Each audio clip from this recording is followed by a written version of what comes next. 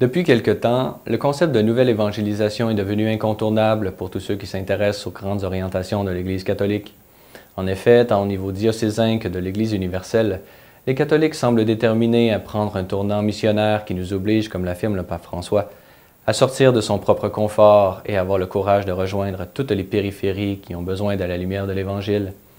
C'est dans cette perspective que le prêtre et théologien Jean-Marc Barrault a écrit le livre intitulé Jean-Paul II, le saint de la nouvelle évangélisation, où il éclaircit ce thème aussi populaire qu'incompris.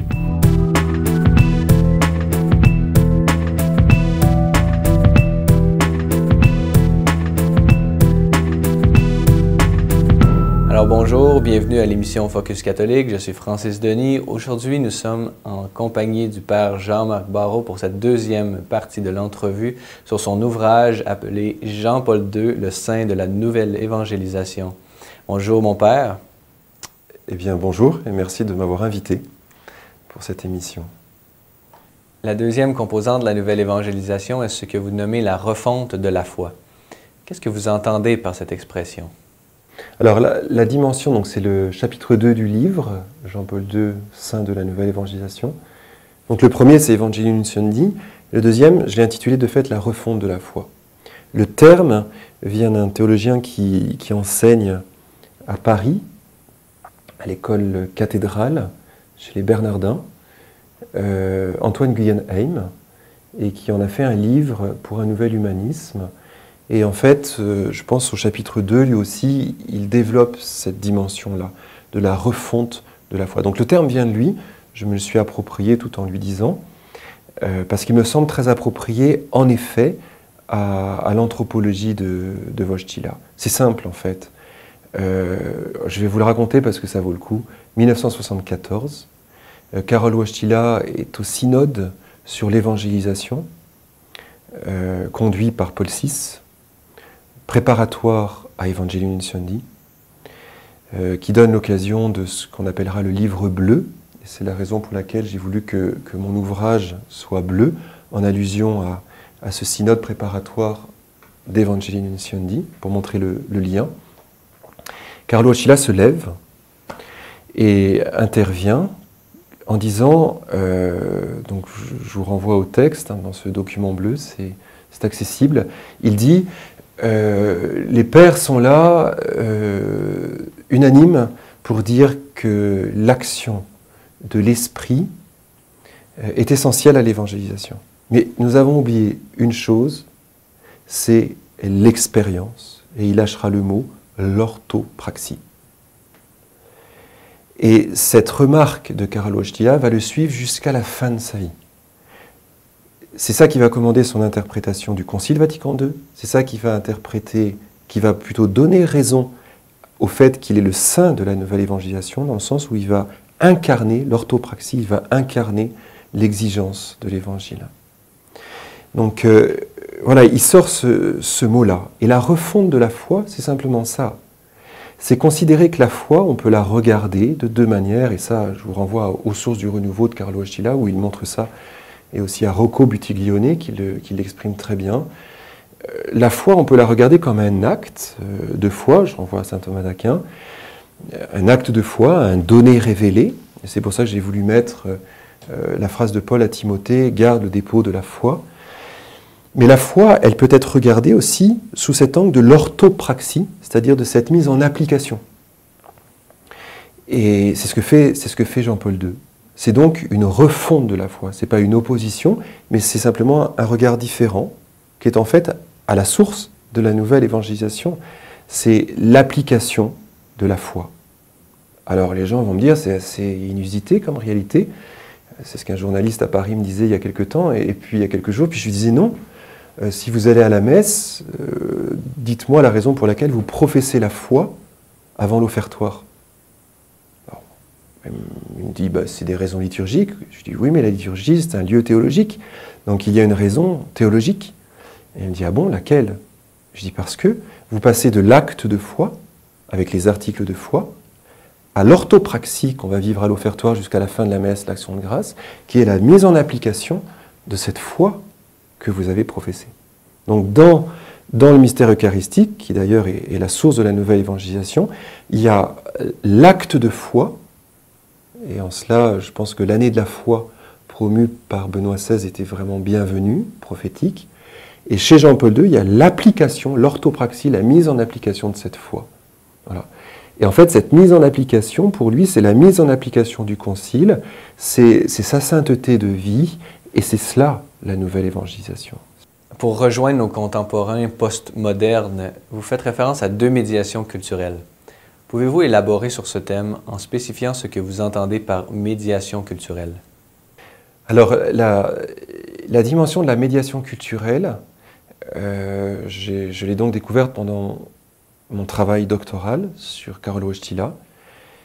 Lui, dans aucun de ses écrits, à moins que je ne l'ai pas vu, mais je pense qu'il n'utilise pas le terme médiation culturelle. Celui qui utilise ce terme-là, c'est Rocco Buttiglione, dans son livre La pensée de Karol Wojtyla.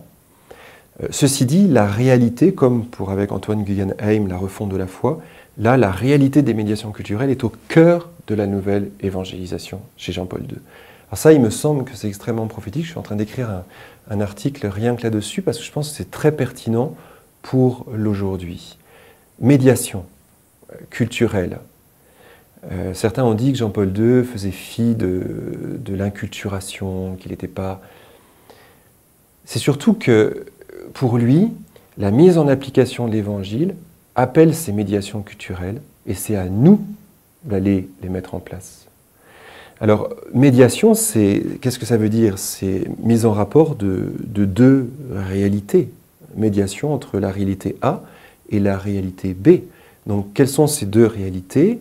On le retrouve dans cette articulation qui fait entre Lumen Gentium et Gaudium et Spes dans le Concile Vatican II, c'est l'Église et le monde. Donc c'est la médiation entre une culture ecclésiale et une culture ou des cultures du monde, puisqu'elles sont polyphoniques. Donc pourquoi faut-il une médiation? Parce que de toute manière, de tous les temps, il n'y aura jamais adéquation entre la culture de l'Église, qui est appelée à être, pour reprendre les termes de Wojtyla, l'aitos du Christ, donc les valeurs mêmes, le sang du Christ, on pourrait dire, et ces cultures du monde qui sont remplies de semences du Verbe, mais qui ne seront évidemment pas en adéquation. Donc forcément, il y a besoin d'une médiation. Cette médiation culturelle, je pense, se justifie d'autant plus aujourd'hui en post-modernité, vous l'avez dit dans votre question, que les sociologues le montrent bien. Les cultures, en fait, on est dans une sorte de village, si vous voulez, global, dit Achiel Pillman, mais en même temps, ce village qui nous laisse croire qu'on est un petit monde se cristallise en moult cultures. C'est assez impressionnant. Donc les cultures explosent de toutes sortes, avec des repères qui sont d'ailleurs totalement différents de ce que nous avions avant. Par exemple, en politique, gauche, droite, etc., ça veut plus dire grand-chose. Donc il faut absolument créer des médiations pour qu'il y ait cette possibilité de rapport entre ces deux entités, là, l'Église et le monde, et éviter la dialectique. Alors, les deux médiations essentielles, on pourrait dire fondamentales, chez Karol Wojtyla, chez Jean-Paul II, qui d'ailleurs, quand on les prend ensemble, définissent la phénoménologie, c'est-à-dire ce regard phénoménologique, c'est le dialogue et c'est le corps.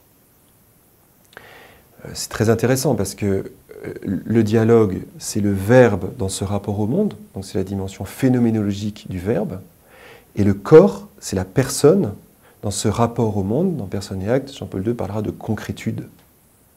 Donc on voit bien que ces deux médiations culturelles sont le fruit de sa réflexion ontophénoménologique, c'est-à-dire de sa réflexion philosophique, anthropologique appliquée à la pastorale, à la théologie et à la pastorale. Donc la première, le dialogue, je disais ça à un journaliste à Paris, et il me disait en réponse, ça m'énerve de parler du dialogue. Alors je lui dis, c'est dommage parce que nous sommes en train de dialoguer, monsieur. Mais je comprenais sa remarque parce qu'on peut tout dire à travers le dialogue. Chez Jean-Paul II, le dialogue est une mystique. Il faut dire la réalité, je vais le citer, je vous renvoie à mon livre, mais il dit que le dialogue de l'Église au monde est le fruit de ce dialogue du Christ au Père à la croix. Donc voilà, donc, on voit bien que ce dialogue s'enracine dans la personne de Jésus, et on pourrait dire dans cette mystique de Jésus à la croix. On revient toujours à la croix chez Jean-Paul II. Donc un dialogue qui a pour finalité de transmettre l'Évangile, ces valeurs du Christ. Encore une fois, Jean-Paul II, Karol Wojtyła parleront de l'ethos du Christ, donc en fait de cette valeur, ces valeurs qui caractérisent le cœur de l'Évangile. Mais la deuxième, c'est le corps. La concrétude, dira-t-il dans Personne et Acte. Le corps, quel est-il? C'est, on l'a dit tout à l'heure, c'est le corps ecclésial. Donc, qui fait que l'Église, dans ce mystère de l'unité, dans ce mystère d'un corps qui peut respirer, mais qui en même temps peut souffrir, qui en même temps peut être meurtri par les siens, mais aussi par les attaques extérieures, un corps vivant, un corps qui est capable, quand bien même il souffre ou vit certaines maladies, un corps qui est capable de rebondir et de reproposer la vie. C'est toute l'espérance que nous avons en l'Église. Bien, ce corps, des fois,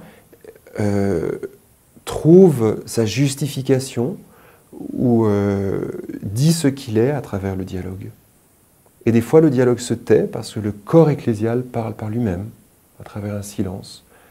Et là, je ne peux pas m'empêcher de faire allusion à ces JMJ, que ce soit Toronto, ou que ce soit Paris, ou tant d'autres, où on voyait, en tout cas dans les dernières JMJ où Jean-Paul II était fatigué, que le dialogue laissait place à la concrétude, c'est-à-dire à cette présence d'un vieux pape, mais qui, par sa simple présence, continuait à toucher des milliers et des milliers, peut-être quelques millions de jeunes. Donc il y a là quelque chose, je pense, d'assez prophétique et qui nous invite à regarder l'Église autrement que comme un corps d'athlète qui va au combat. Le corps ecclésial de la nouvelle évangélisation sera forcément un corps vulnérable, mais peut-être plus humain. Pouvez-vous nous expliquer la différence entre ce que vous appelez les ministères diversifiés et les ministères ordonnés? Comment sont-ils complémentaires et comment peuvent-ils s'insérer dans les structures ecclésiales? Ce processus intégral de nouvelle évangélisation, il laisse place à des ministères diversifiés qui sont en vue de l'Église communion. Et donc je les décris en fait, je les présente dans ce livre, et il me semble d'une actualité assez fondamentale. Pourquoi? On vient de le dire en filigrane, c'est parce que combien de nos paroisses sont chétives, pardon de ce mot, mais c'est, je pense, une réalité, que ce soit en France ou ici ou ailleurs. Pourquoi? Parce qu'on n'a pas réussi à lui donner vie. On n'a pas réussi à leur donner vie. Si on n'a pas réussi à leur donner vie, c'est peut-être que les gens n'y sont pas engagés. Mais si les gens n'y sont pas engagés, c'est peut-être parce qu'on ne leur donne pas suffisamment de place. Il y a le prêtre d'un côté et un grand point d'interrogation par rapport aux laïcs. Les ministères diversifiés regardent, en fait, ce qu'on pourrait appeler la grâce baptismale. Et ces ministères, en fait, sont là directement pour donner corps à l'Église. Alors, on pourrait, je peux revenir à cette réalité des disciples d'Emmaüs. Les disciples d'Emmaüs, Jésus chemine avec, et c'est petit à petit, dans un processus intégral de nouvelle évangélisation, qui va aller vers la fraction du pain, qui est la dimension vraiment de ce corps ecclésial. Et c'est d'ailleurs à ce moment-là que Jésus disparaît, comme pour dire que voilà, cette médiation culturelle, elle est à maturité. Eh bien, tout au long de ce chemin d'Emmaüs, on pourrait reconnaître, parce que ce n'est pas nous qui les inventons, des ministères. Alors, je vais les citer si vous voulez, mais le premier ministère que Jésus invente, parce que c'est lui qui est sur le chemin d'Emmaüs, et non pas moi, et non pas des théologiens modernes, en tout cas c'est Jésus comme théologien, le premier, c'est celui de la rencontre. On pourrait penser, dans nos paroisses, dans nos communautés, dans nos lieux d'engagement d'église, on pourrait penser, reconnaître, et il faudrait le formaliser, voir le contenu, mais reconnaître des ministères de la rencontre. Je donne l'exemple dans le livre, quand j'étais étudiant à Paris, j'étais déjà travaillé par ma vocation de prêtre, et donc entre les cours, il m'arrivait régulièrement de partir et d'aller visiter une paroisse où il y avait un lieu de silence. Et un jour, j'avais besoin de parler, et sur le parvis de l'église, un peu de biais, il y avait une dame qui avait comme ministère d'être là et d'accueillir. Mais par une sorte de motion divine à l'intérieur de moi, et l'Esprit Saint nous précède, mais je suis allé taper à cette porte, elle m'a accueilli et elle exerçait un ministère de rencontre, où elle m'a écouté, elle a exercé cette médiation culturelle du dialogue, et ça m'a fait un bien immense qui a joué certainement dans ma vocation sacerdotale. C'était vrai pour cette femme, ça peut être vrai pour chacune de nos paroisses. Donc premier ministère dans ce processus intégral de nouvelle évangélisation, ministère de la rencontre. Donc le deuxième ministère diversifié que je propose, c'est celui de la relation. Alors je montre bien que le monde numérique fait passer la relation avant la rencontre, mais que dans l'ordre des ministères, la rencontre précède la relation. Et donc on pourrait penser mettre dans nos paroisses des gens, et là il y a plein de techniques qui caractérisent nos milieux, nos spécialistes en sociologie, mais mettre dans nos paroisses des spécialistes de la relation entre le prêtre et les paroissiens, entre les paroissiens entre eux, entre les comités, pour que cette dimension de corporéité, cette dimension fraternelle, vraiment puisse se réaliser. Après, un troisième ministère diversifié que je propose, c'est celui de l'intériorité. Je suis assez impressionné pour célébrer la messe en paroisse régulièrement, de voir que nos communautés ont du mal à s'intérioriser. Donc on va à la messe, il faut que ce soit rapide, il faut que nous sortions rapidement, mais est-ce qu'on pourrait prendre le temps de s'intérioriser? Est-ce qu'il pourrait y avoir des ministères qui nous aident à nous intérioriser? Donc voilà, ce sont 3 ministères qui sont proposés, il y en a d'autres. Il y a aussi des ministères plus liés à la dimension sociale, mais ça, en général, dans nos paroisses, ils sont assez présents. Mais tous ces ministères-là, en fait, structureraient la corporéité de l'Église, la dimension paroissiale, la dimension fraternelle, pour que nos communautés chrétiennes soient vraiment un acte de nouvelle évangélisation. Que Saint Jean-Paul II ait été un saint théologien n'est pas pour vous un détail que l'on devrait oublier. Qu'est-ce que cela nous dit sur le rôle de la philosophie et de la théologie dans cette mission divine qu'est la nouvelle évangélisation? Il y a le saint théologien. Donc c'est ce que je montre dans ce dernier chapitre, dans le sens où quelqu'un qui est pris par la grâce, qui est pris par l'évangile, par la parole de Dieu, ben, il devient théologien. Moi j'ai souvent dit à mes paroissiens qui étaient un peu complexés devant tel ou tel conférencier ou telle conférence ou tel livre, mais vous ne devriez pas. Parce que, notamment, depuis le Concile Vatican II, on montre bien que la parole de Dieu, le mystère chrétien, il est pour vous. Et que dès que vous l'abordez, vous devenez théologien. Donc, un cœur qui cherche la sainteté, c'est en même temps une intelligence qui s'ouvre à la foi, qui s'ouvre à la parole révélée et qui devient théologien. Donc c'est ce que je mets en conclusion de l'ouvrage, c'est que ça nous appelle, je pense, à faire de nos communautés chrétiennes des lieux de sainteté, mais en même temps, de nos facultés de théologie, des lieux de sainteté.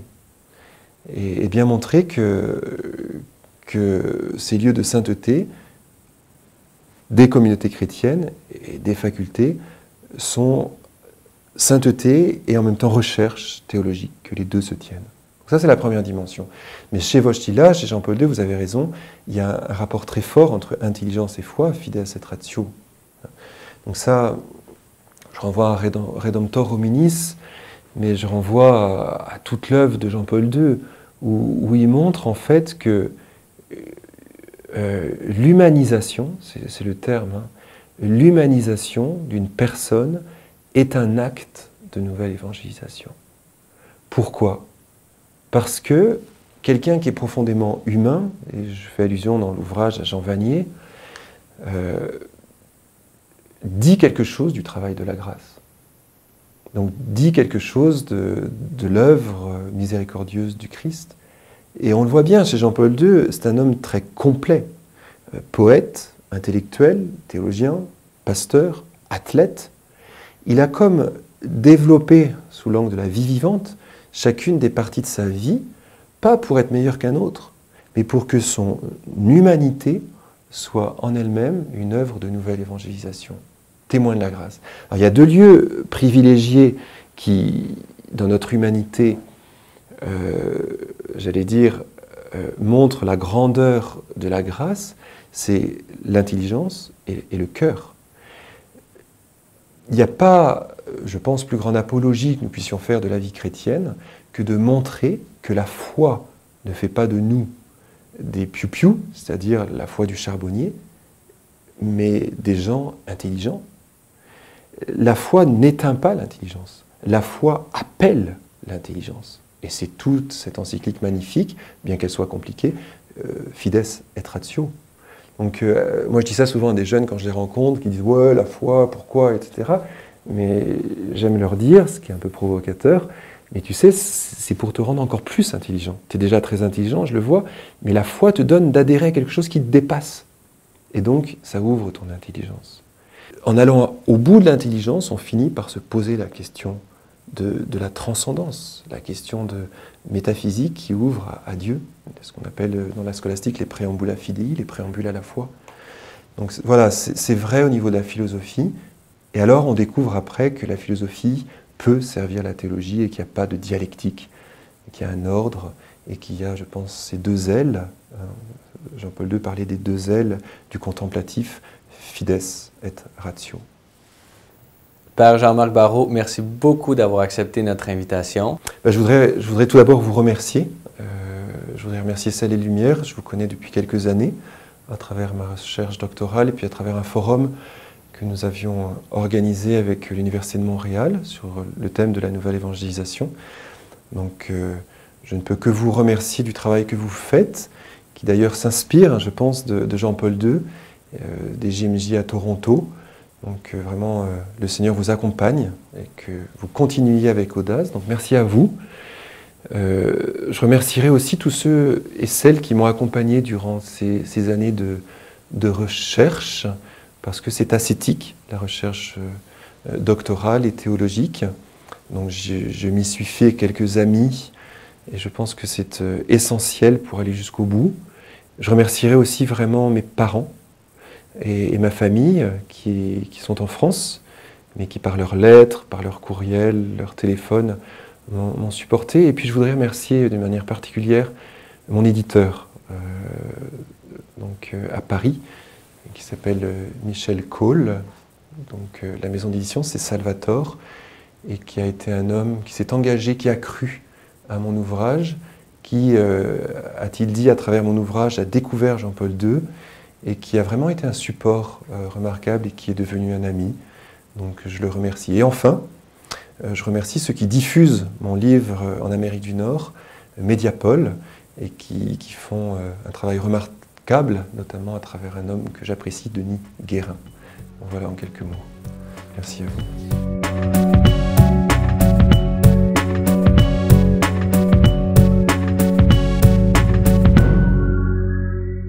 Comme l'affirme le cardinal archevêque de Québec, Gérald Cyprien Lacroix, dans la préface du livre Jean-Paul II, le saint de la nouvelle évangélisation, l'heure est à l'audace et à l'engagement pour que Jésus soit mieux connu, aimé et servi. Voilà le chemin de la vie en abondance, le chemin de la nouvelle évangélisation. C'est à cette vie que saint Jean-Paul II nous appelle par l'entremise de ses enseignements. Le livre de Jean-Marc Barrault est en ce sens une boussole solide qui nous introduit à la pensée du Saint-Pape, mais également nous aide à mieux saisir les orientations pastorales nécessaires à cette conversion missionnaire. Prions pour que cette responsabilité évangélisatrice soit assumée et attire ainsi les grâces de conversion escomptées. Je suis Francis Denis pour l'émission Focus catholique. Pour toutes questions et commentaires, veuillez m'écrire à l'adresse qui apparaît à l'écran. Merci d'avoir été des nôtres. À la prochaine.